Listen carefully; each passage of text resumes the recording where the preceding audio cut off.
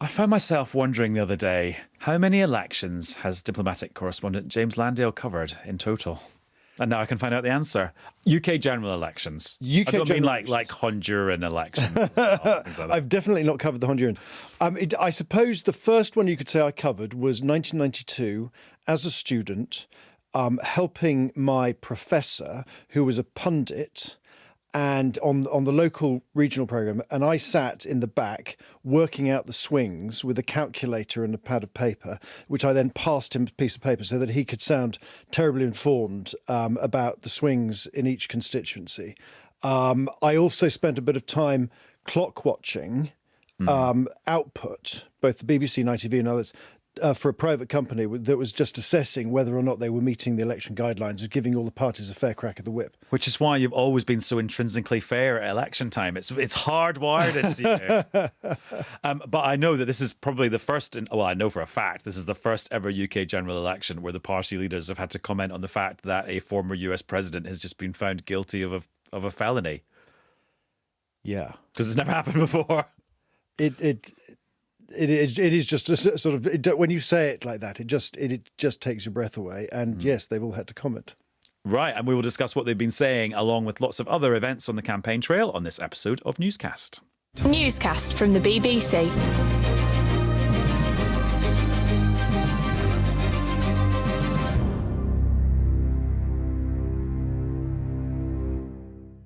Hello, it's Adam in the studio, and we will catch up again with James Landale on the fallout from the Trump trial in a couple of minutes. But earlier on today, at around about lunchtime, I was speaking to Chris Mason, political editor of the BBC and my podcasting best buddy, and it was a little bit chaotic, I have to admit. We weren't sure where he was going to be. He ended up being at the BBC in Glasgow. I'd been recording another programme for Radio 4 at Westminster, so ended up in a cupboard there, where you couldn't film me. So you're not going to see me, but you will see and hear Chris, and you will hear me asking him questions. And you'll also hear loads of breaking news happening around that time and us just trying to make sense of what was going on, particularly with the latest about Diane Abbott, where we just heard the news that Keir Starmer had said the way was clear for her to be a Labour candidate at this election after all. Chris, hello. Hi. It's 2:05 when we were recording this bit of the newscast. Shall we talk about all the odd things about today? First of all, the fact that you drove past my childhood home. I did. So I was at a second-hand children's toy place that the First Minister of Scotland, the SNP leader, John Swinney... Probably some of my old ones in there. Well, yeah, I was going to say, I was looking for a bit of your old space hopper from 1983 in the corner for £1.75. Actually, it'd be probably more than that, wouldn't it? A vintage 80s space hopper, that'd be worth 25, 30 quid probably. I don't know, maybe more than that. So I was there. John Swinney was doing a visit, SNP, trying to hold on to a load of seats in and around Glasgow. And I suddenly thought, hang on a minute, this is Fleming country I'm in here. Yeah, so thank you for sending me that little map pin. The second weird thing is that as we're recording now, it's now 2:06, about 10 minutes ago, we got the flash that basically Diane Abbott she's got a clear run to now be the Labour candidate in Hackney North. Yeah. So just give me your insight. I mean, obviously, when people are listening, newscasters are listening to this, the picture will be a lot clearer. But let's just do a bit of like real time, breaking news, it's just happened, blimey. Yeah, so it would appear that Labour have, at leadership level, by which I mean Keir Starmer, because of course we heard what Angela Rayner had to say yesterday, the deputy leader, where she said that she'd like Diane Abbott to be able to stand. Keir Starmer has indicated that is now his view, and that the party's National Executive Committee will not stand in the way of Diane Abbott being the Labour candidate in that part of East London that she has represented for so long. And of course there'll be a full list of candidates in the fullness of time for that seat in Hackney on the BBC website. So it would appear, as we record at just gone 2 o'clock on Friday afternoon, that Labour, after, how long has it been? Quite a while, wall of noise and public disagreement and awkwardness, have managed to shuffle their way to a solution where they will hope, in Keir Starmer's office, that this means the whole thing can die down because it was becoming yet another kind of cause célèbre for the left. Is that how you say that word? I don't know. I should stick with English. Is this the first time you've ever said it? I think it probably... Broadcasting milestone. I've typed it. I think I wrote it in an online piece the other day. That's where it's come from. But it's a lot easier to spell than it is to say, even though it's got lots of vowels in it. Anyway, Diane Abbott had become that kind of totem, if you like, for the anger that some on the left have felt about being marginalised, not just in this campaign, but going back over the last couple of years, really, since the sort of political demise, if you like, of Jeremy Corbyn at the highest level. And if they have found a way to calm that down, which it would appear as we record that they have, then I suspect from Keir Starmer's perspective, that'll be something of a relief. Yes, with this whole row, he could use it as a way of pointing out how the party had changed, and if you like, that move away from the Labour left. But equally, it was getting noisy, it was getting acrimonious. In fact, it was acrimonious, and it was crowding out their capacity to be heard talking about anything else. And also, not to pat ourselves on the back, he says patting himself on the back, but that theory that you, me, Laura and Joe Coburn were talking about last night, that even though Keir Starmer was kind of relying on this quite technocratic defence of it's a matter for Labour's National Executive Committee who will endorse their final list of candidates on Tuesday, that's a process I've got nothing to do with. Keir Starmer was sort of saying, actually, the idea that Keir Starmer could have sent a big political signal that trumped that technocratic process, that theory was true because we got the big political signal today. And actually we can hear Keir Starmer delivering that signal because we've now got the little bit of tape where he actually said all of this. Diane Abbott was elected in 1987, the first black woman MP. She's been a trailblazer. She has carved a path for other people to come into politics and public life. The whip has obviously been restored to her now, and she is free to go forward as a Labour candidate. And yeah, exactly that point, Adam, that you were making just before we heard that extract there. Of course, it's a political organisation, a political party, to make a statement at the bleeding obvious. And if the figurehead says something, that matters. But also, a National Executive Committee of a party, of course it has a sort of governing role, but it's not some detached sort of judge and jury entirely on a plane that is not in any way connected to the political moods and prevailing winds within that party. And whilst Keir Starmer could accurately say, in a sort of technocratic way, it's down to the National Executive Committee, he was making a political choice up until today to not say that he would welcome Diane Abbott standing as a Labour candidate. And now he's saying something rather different, as well as the suggestion that there wouldn't be any problem as far as the NEC is concerned. So on the face of it, as we record, and let's see, because there can sometimes be twists and turns, it looks like if you like, the Labour movement, the Labour family, call it what you will, that have been shouting at each other quite a bit in the last few days, as far as her case is concerned at least, might have manoeuvred its way towards a solution.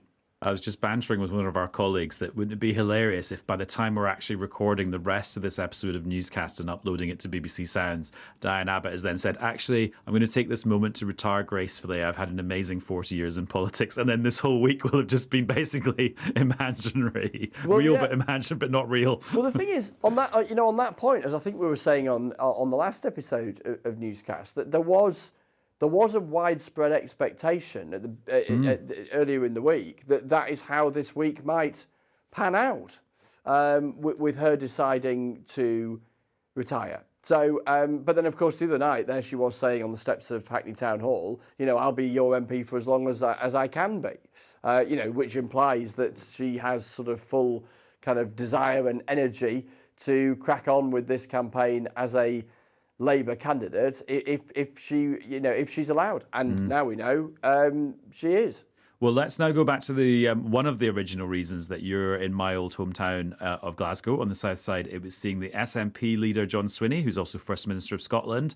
We'll listen to a big chunk of the interview that you did with him on Friday morning. But do you want to provide some? I hate saying this word, but I do actually quite like saying it sometimes. Provide some context. A little splash of context.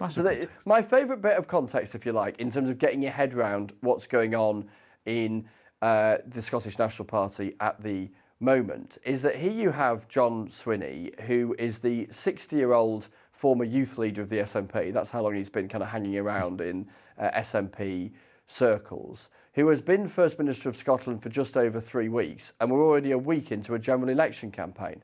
And he kind of became First Minister sort of by accident because of the sort of rapid political demise of Humza Yousaf.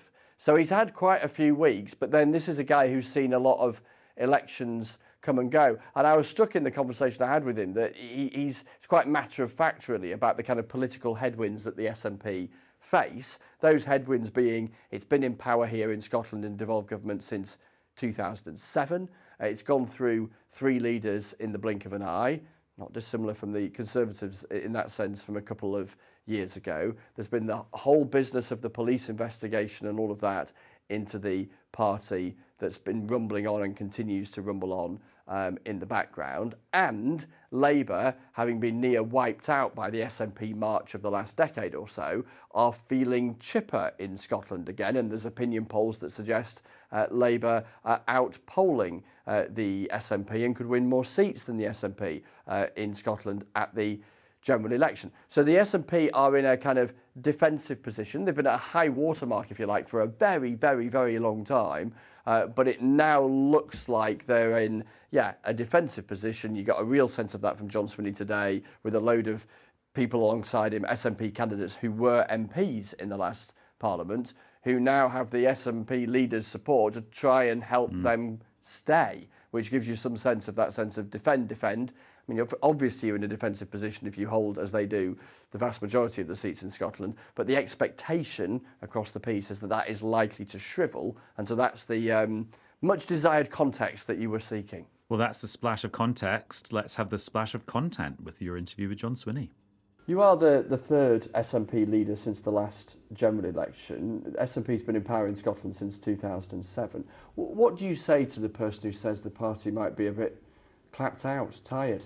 What I'd say is that we've actually transformed lives in Scotland and transformed opportunities. So if you take early learning and childcare, for example, in the course of the SNP government, we've more than doubled the provision of early learning and childcare that's available for children and families around the country. And we've delivered a higher growth in GDP per capita than has been achieved in the rest of the UK over our time in office. So the SNP has delivered much for Scotland, and the government I lead is focused on making sure that we continue that delivery for people in their lives in Scotland. Okay, Chris, things that jump out at you there. Also, I mean, I'll now mansplain your own interview to you. The call for an emergency budget. Well, we know that Rachel Reeves, if she's Chancellor, she's not going to have an emergency budget. So it's another example of another party trying to influence a future Labour government, but asking them to do something that they know they're probably not going to do. Yeah, and so I think overall in the round, Adam, listening to... God, it's been such a long week. I nearly forgot your name then.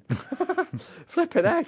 One of our colleagues called me Richard yesterday when I was recording something. I was like, where's that? I don't feel like I look like a Richard. What's so interesting listening to John Swinney is this. So John Swinney says that it's really important that Scotland gets rid of the Conservative government.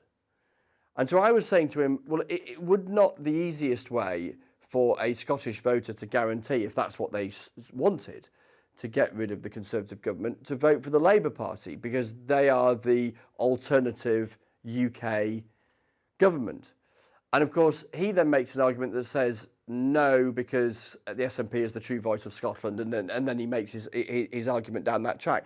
But there's an interesting sort of logical tussle from him there. So on the one hand, the SNP, broadly on the centre-left politically, often, particularly when there's a Conservative government at Westminster, will frame a lot of their arguments around a Conservative government that Scotland hasn't itself voted for. That becomes trickier when Labour are competitive, and the broad political instincts of the SNP might be to favour a Labour government over a Conservative one.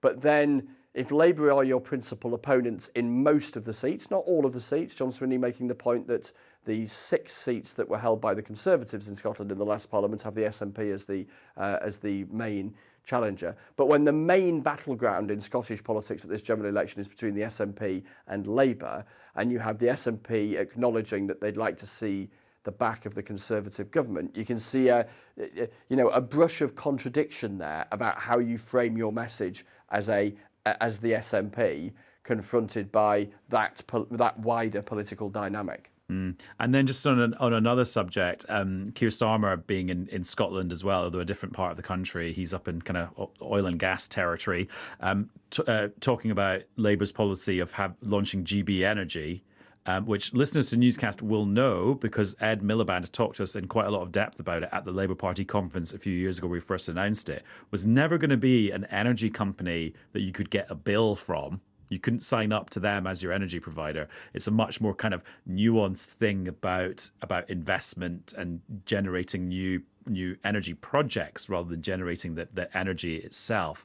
But they've had a bit. It's launched today. Not that it's even launched because they're not setting it up today. It's been a bit tricky as well. It's not gone entirely 100% smoothly. No, so they've had to be sort of fleshing out precisely what it is, firstly, and then secondly, they've been taking quite a bit of heat from both the Conservatives and the SNP about the extent to which their broader outlook on energy, and in particular the oil and gas industry off the northeast coast of Scotland, and their desire, Labour's desire, that there shouldn't be any additional licences for exploration and development in the North Sea, could cost significant numbers of jobs. I think you have one party saying 100,000, another saying 200,000. There's a bit of guesswork going on there, but it's pretty clear that the opposition to that is significant and the concerns around its economic impact are significant. As far as GB Energy is concerned, Keir Starmer keen to, and has always been keen to, ground it,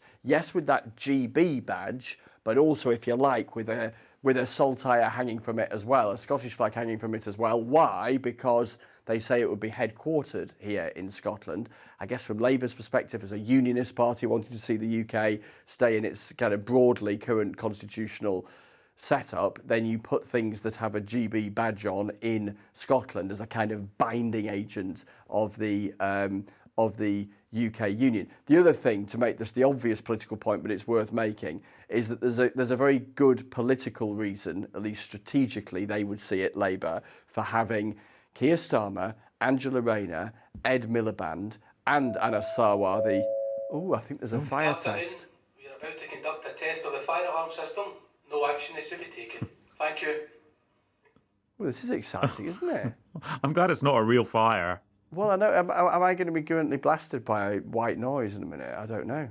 Or maybe it's one of those silent ones that only cats and dogs can hear. This is like a BBC training course unfolding live on Newscast. I know. Shall I see if I can fit my little Labour analysis point in between now and the fire going off? So I'll do the shortened version. Quite a lot of shadow cabinet ministers, as well as the Labour leader in Scotland, all at this event today. Why? Because this is sort of, they hope, Labour, rich, fertile pickings come the general election, particularly the whole belt of seats that exist in and around Glasgow and Edinburgh, the central belt of Scotland. It's so important to Labour and to Keir Starmer, and they are confident they can do well because it's the counterpoint to that whole thing about the kind of headwinds into which the SNP are walking. So you're going to see Keir Starmer here very often. I think he was here last Friday, here again today. I have no idea his precise diary, but I would not be surprised if he was here pretty much every week until polling day, because firstly, there is a need for a distinct message, I think, here in Scotland. It's a different polity, it's a different nation, it feels different in many senses politically from the rest of the... Oh, well done. I mean, you nearly timed that perfectly. Within the building. Please leave the building in an orderly manner by the nearest available exit.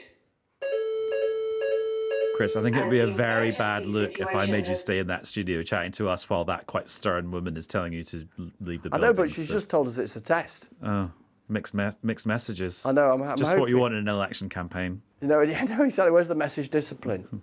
I think we'll be seeing a lot of Keir Starmer in Scotland, with or without the fire test. Presumably they're about to tell us it's finished now. Either that or I'm the only one in this building. Oh, right. Hang on. Good afternoon. The firearm test is now complete. Thank you. And Chris Mason, your political analysis for today's episode of Newscast is now complete. You may go. Bing bong. Thank you. And that was Chris Mason this afternoon. I've no idea where he's ended up. I hope he gets to sleep in his own bed at some point this weekend. Right, James, where were you when you saw the push alert or got the news that Trump had been convicted in New York on Thursday night? I was at home. I was watching the news like everybody else, and I knew it was coming up. And a little bit of me was thinking a sense of sympathy for all those other correspondents who'd worked on very finely honed pieces of journalism and television news packages that were just waiting to be junked the moment the verdict came in. And that's what happened. And the other thing I remember from it was the outstanding performance by my colleague, Gary O'Donoghue, who is one of the correspondents out in New York at the moment, who did an outstanding job, basically busking, explaining, filling in, putting into context just what had happened in a way that I thought was fantastic. As a sort of, as a professional watching, another professional, you think, yes, actually, really cracking. Yeah. And basically, it was Trump being found guilty of all 34 charges of falsifying his business expenses, which were actually payments to somebody to hush up Stormy Daniels, the porn star, who'd had a form of relationship with him. But he's going to appeal, isn't he? Yeah. And we also have no idea what the sentence will be, and it's very unlikely to be jail time. Correct. And Donald Trump has been talking about it, and we can hear his reaction now. It was a rigged trial. We wanted a venue change where we could have a fair trial. We didn't get it. We wanted a judge change. We wanted a judge that wasn't conflicted. And obviously he didn't do that. Nobody's ever seen anything like it. And then it's affected our election campaign today because we get to see politicians out and about. They're having to answer questions all the time, including on quite awkward things like this. Yeah, and they didn't really like it, did they? Well, let's have a listen, and then you can translate what they mean. You wouldn't expect me to comment on another country's domestic politics or judicial processes. I'm focused squarely on the election here at home, talking to people across the country about the choice at our election. We're the party that's offering a clear plan, prepared to take bold action in order to deliver a secure future for everyone, and that's my focus. In the end, it is for the American people to decide who they want to elect as their president. And if we're privileged enough to come into government, we will work with whoever is elected President of the United Kingdom. That's what you would expect. We have a special relationship with the US that transcends whoever the President is, but it is an unprecedented situation. There's no doubt about that. That wasn't Keir Starmer revealing a secret Labour plan for a republic. I think he meant President of the United States, but he's had a long week. So, yeah, I mean, it's tricky because they want to acknowledge presumably the weirdness, the seriousness of it, but equally they don't want to upset somebody who they might be dealing with in quite a big way in a few months' time. Yeah, I think it is easier now for British politicians to deal with the whole Trump thing, simply because it's just not new. It's been going on for so long. Now, obviously, what's happened is new and is extraordinary, but to a certain extent, we've sort of become inured to the Trump phenomenon. And I think politicians now, have had a generation of waking up every morning to a Trump tweet when he was in office that was astounding, that said something extraordinary, that changed policy on a dime, to use an American currency. And so I think they're sort of aware now of how to play it, of how not to make a comment because he's the president. He might be the next president, and I think just dodge the bullets, don't comment, because I think they sense that the audience, the voter, isn't putting them under a huge amount of pressure to do it. To actually come out and make some substantive comment about the nature of a judicial process. And not least because this is just the start of a judicial process. As you said, there are going to be appeals. We don't know what the sentence is going to be. Who knows what could happen? So I don't think any politician would sort of offer any kind of hostage to fortune. But equally, this is what elections are like. They're going to be asked about what they think about a soap opera character or something that has suddenly appeared on social media and become a thing that they were completely unaware of before their advisor briefed them on it 5 minutes earlier. Although it's interesting for Starmer, because if we had Prime Minister Starmer, TBC, and President Trump again, TBC, you can imagine backbench Labour MPs and lots of Labour activists being really annoyed if Prime Minister Starmer goes to the Oval Office and in any way appears kind of pally with President Trump, in a way that backbench Conservative MPs and Conservative activists weren't when Theresa May or Boris Johnson did that. Just because of the nature of the different parties' politics. Exactly. So clearly, if Keir Starmer becomes Prime Minister, then negotiating that with a Trump presidency, would be complicated. But on the evidence of so far, the shadow Foreign Secretary, David Lammy, is falling over himself to appear pragmatic, sensible. Whenever he gives a speech, he's been in the United States a lot, emphasising his US roots, the fact that he's visited America more than he has France, the fact that he went to Harvard, the fact that he's got friends on both sides of the aisle. Including Barack Obama. You've noticed that too. Yes. Every reference, my friend, Barack Obama. But he also, in the same breath, refers to J.D. Vance, a Republican, as his friend as well. So he's going over that.